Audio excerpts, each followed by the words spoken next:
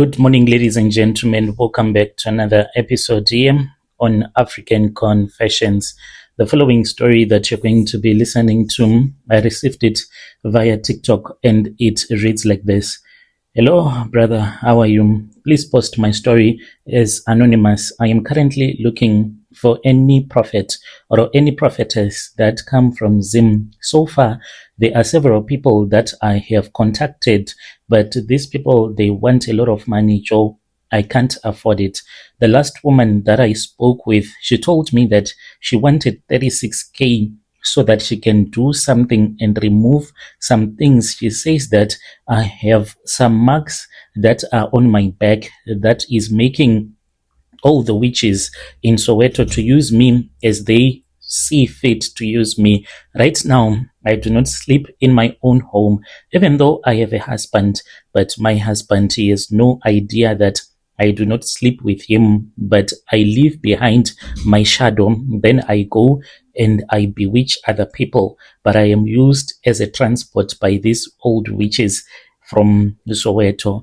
I was someone that was very proud of the work that she was doing. It was in the year 2016, working for the Metro Police, and I loved going to work because growing up, I came from a disadvantaged family. So me working, it gave me this sense of authority and financial stability that we never had in the family.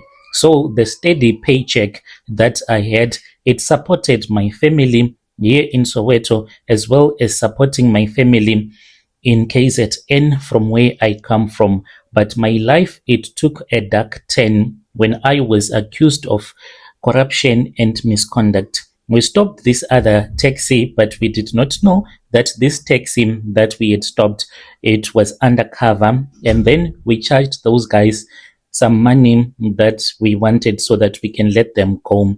I was also set up by colleagues who wanted my position, and the evidence, it looked really bad. I was facing a disciplinary hearing that would have ended my career and sending me to prison.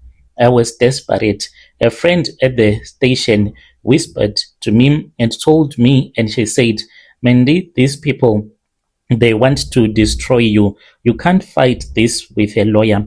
You need a specialist. She told me about this specialist that was from across the border, and this person was going to assist me. So after work, after she had convinced me that this was the right thing to do, even though I was a Christian and I agreed, she took me to a Zimbabwean Sangoma who was operating in Soweto as well. But this Sangoma, she was always on the move. She told me that she was staying permanently in Pretoria. And when we got into the consultation room, this was the first time really ever being in a consultation room. And I did not understand some of the things that she was telling me to do. I just agreed, as my friend had told me, to agree with the spirits, for the spirits, they know much better. And all that I wanted was to make sure that I was not going to get arrested, and I did not want to go to prison. The Sangoma really did not ask me a lot of questions. All that she did was that she took a razor blade and then she told me that I was supposed to sleep with this razor blade underneath the mattress of my bed, and under no circumstances was my husband supposed to ever know that there was something like that inside of our bedroom, and I was supposed to put it after I would have finished bathing with the herbs that she was going to give to me when I was naked. Then I would stand in the middle of my bedroom and say, all of my enemies, I am not going to rest until you are 6 feet underground. The hole that you had dug up for me so that I can fall into, you are going to fall into the same pit. And I did so after we had returned back from the traditional Hillis consultation room. And I was told to make more rituals and say that all the people that are accusing me, they should be followed by flies that would lead them to their graves, and they were going to fall silent. and I was going to be promoted at work. She was going to give me more power than I had ever anticipated. I was going to keep my job. I was going to rise, and I was going to be promoted. There was no sacrifices that she spoke about, really. But as time went on, I had to sacrifice my daughter. Otherwise, I was going to die. I was given a small horn that I still have to this very day. I am regularly changing positions because I do not want my husband to find out that we have such a ritual item in our house, yet we are Christians.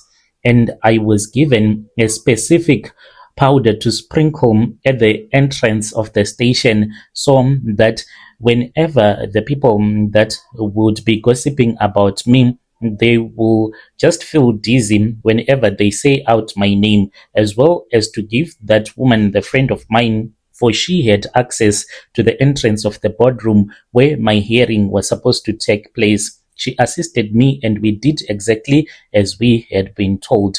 On the day of the hearing, something strange happened. My two main accusers, the ones who had documents to prove my guilt, did not show up. So they suddenly fell ill with a mysterious stomach alignment that left them unable to speak.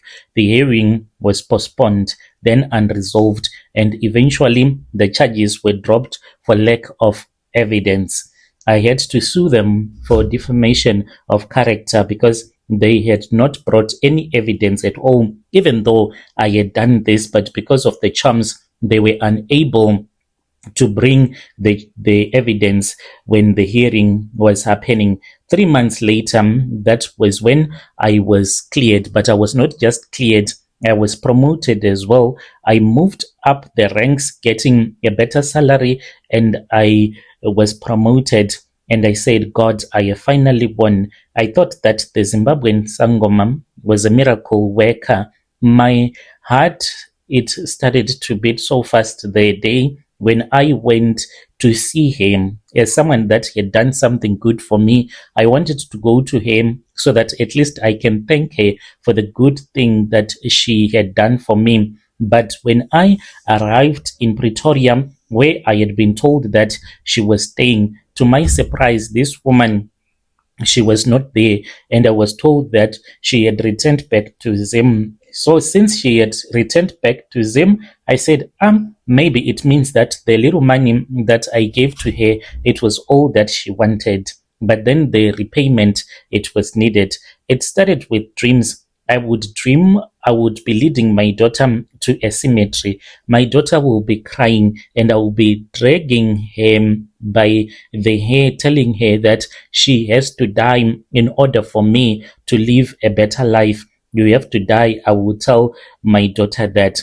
And I did not know that this meant that I was supposed to sacrifice my daughter. One day I woke up, it was exactly 3 a.m. I had gone to bed, locked the bedroom door with my husband, but when I woke up, I saw that I was standing in the street, and there was an owl that was standing close to me, about 5 meters from where I had woken up standing. This owl, it was looking at me really funny. When I screamed, I heard someone saying, aha. Then I found myself, I was in bed again. But this voice that said, aha, it seemed as if it was someone that I knew in the real world, but I did not know who it was. My daughter, when she was at school, she started to have these fits, and she was always sick at all the times, and there was no one who could understand what was wrong with my daughter. The teachers, they would always call me, and then I went with my husband to the doctors. When we went to the doctor, that was when we were told that my daughter, she was suffering from epilepsy. And this condition, it was very weird because in the family, we do not have anyone that has suffered from epilepsy before. And then my daughter, she passed away. The day that my daughter passed away, there were people that came to visit me late at night. On my daughter's funeral, there was something that I could not understand. I kept on hearing this voice, and these were people that were talking to me, and they were all saying the same. This one, she has been fattened up. They were talking about my daughter who was lying in her coffin. She has been fattened up, and we are going to enjoy her as a nice meal. After we had buried my daughter that night, I had a hallucination, and this hallucination, it started when I was bathing. All of a sudden, I saw myself. I was no longer in the bathroom because I was sitting in the bathtub, just thinking about the way that I had lost my daughter and everything that had happened. It had happened so quick. I was really depressed by then. Some of the relatives that were there, some of them, they had returned back to their homes, and then it was me and my husband and a few other relatives that were still supposed to return back to KZN. So the situation, it was a little bit depressing for me. So I was locked up in the bathroom when this hallucination started. I saw myself, I was at the graveyard with women that I knew very well. But these women, they were hiding their faces. They did not want me to see them exactly. But I heard that these voices, I know that it is this person and that person from the same location here in Soweto. As days went by, they would bring meat to me in my dreams. When I would wake up, I would be tasting beef as if I would have eaten beef in my sleep.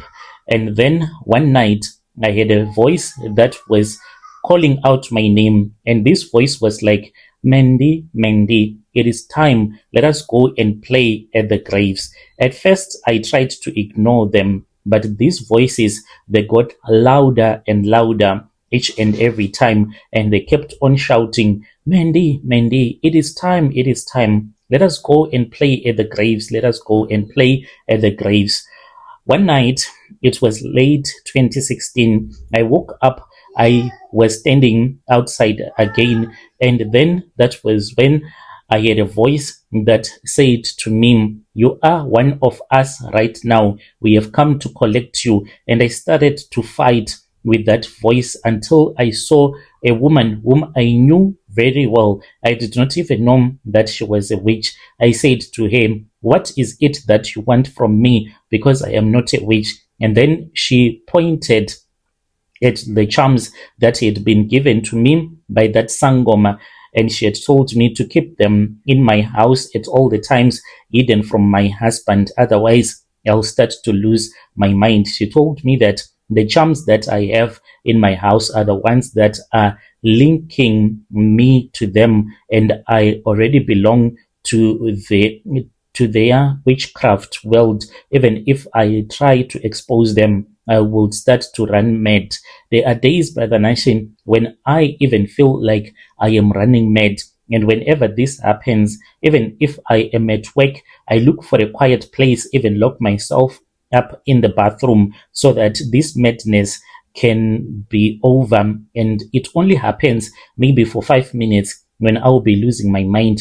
Then when I would wake up, I would wonder, what is it exactly that I have been doing? There was one day when a disgusting thing happened to me. I had gone to buy some lunch. I left my colleague. The car was parked in the parking lot, and I wanted to go to Checkers. Before I had gotten into the elevator, I said, let me walk over to the bathroom. I went to the bathroom with the intentions to relieve myself, to pee, and then the madness got over me. When I woke up, I had my head inside the toilet seat, and I was busy drinking the water that was inside there, and I realized that more than 20 minutes had passed, and my colleague had been trying to call me. I had to pretend as if I had gone to another shop because there was something that I wanted there. So that is what happens whenever this madness gets over me. I tried to look for that Sangoma, as I told you that even when I went to that Sangoma looking for the same Sangoma so that she can help me to remove those charms that she gave to me, and I wanted to thank her for the promotion that I had gotten from work, and I felt as if there was no need anymore for me to keep on using her charms. But when I went there, this Sangoma, she was nowhere to be found there in Pretoria. So I am locked in a contract that I can't break. Since 2016, I have been living a double life, even though I am a Christian. But one thing that I realized about our church is that it is a fake ministry because the pastor does not even have any idea that there is a witch in his church. During the day, I am a high ranking Metro Police officer, but at night, I am taken by these old women of Soweto, and then they used me as their bus. They go with me wherever they want me to go with them, and then they are using me in their witchcraft. And they talk to me even now during the day. They will tell me that, we are supposed to go to this location. There is someone that is sick in that location. We are supposed to go and end their lives in that location. So, Brother Nashim, I really need help.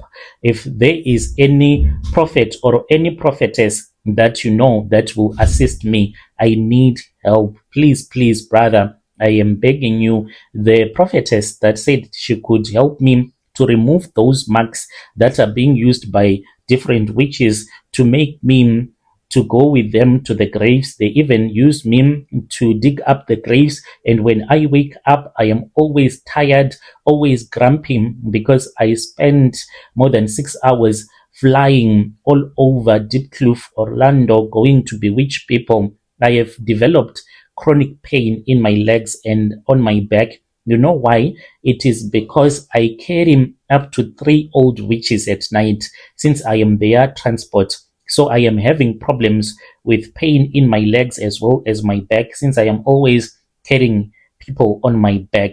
As for my husband, I had to make him sort of like a zombie so that he won't notice. In order for him to see that I am not around when he is fast asleep, there are rituals that I had to do. These rituals, it involves using some peanuts, and then you crush those peanuts and then you mix with any plant, any flower or grass that you would have collected that will be growing on top of a grave, and then you cook for your husband and he becomes more like a zombie. That is my husband right now. When I wake up at night, this is what I do. When my husband is sleeping on the bed, I try by all means to roll him over so that he is sleeping on his back facing to the ceiling, and then I undress myself. This is before the spirit of witchcraft would have possessed me. And then after I would have rolled him over when he is sleeping on his back, I climb on top of the bed. When I climb on top of the bed, then I place his face not in close contact with my buttocks, but so that when I put my buttocks close to his face, when I am farting, then he can smell the fat. That is what will make him not to realize that his wife is not right next to him. Once I do that, I sleep right next to him, and then the spirit of witchcraft, it comes and then it possesses me. This is how the spirit of witchcraft comes to me. I'll start to hear a movement in the yard, like someone moving, and then by the window, I will start to feel the wind as it is blowing, entering into the house, and then I will see a tall, dark shadow of a woman that will be naked and with her breast so long that they will be reaching her knees, and then she starts to walk towards the bed where I will be sleeping with my husband. By then, I won't be able to move or to do anything. She comes and then she enters into my body. When the possession happens, she starts by entering into my body from my feet going up until she would have entered into my heart, and then she will start to operate using my heart. That is how I became a witch. Dear listeners, right there was a message that was sent to me by one of our dear sister. Let us try to speak with our dear sister in the comment section. She is looking for a prophet. She says, I am looking for a prophet who might assist me, who won't charge me a lot of money. Let us speak with our sister in the comment section. Strange things indeed they do. happen in this world. She says that she is always carrying all of these people on her back, and she does not know what else to do because she's being used by witches in Soweto. Let us meet again in the following episode.